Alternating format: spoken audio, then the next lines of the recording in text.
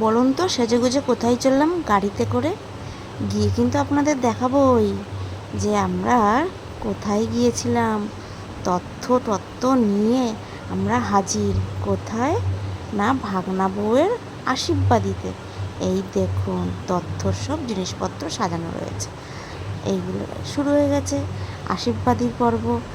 আর আমাদের ভাগনা বউ কেমন হয়েছে আপনারা কমেন্ট করবেন কিন্তু।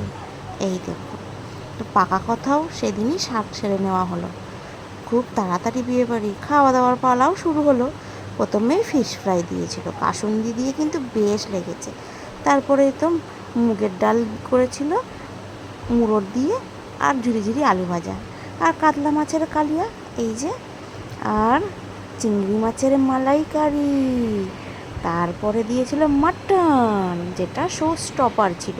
খুবই নাকি টেস্ট হয়েছিল। যেহেতু আমি মটন খাই না তো বলতে পারবো না, বাদ বাকিগুলো তো দেখেই নিলেন। খুব তাড়াতাড়ি দেখা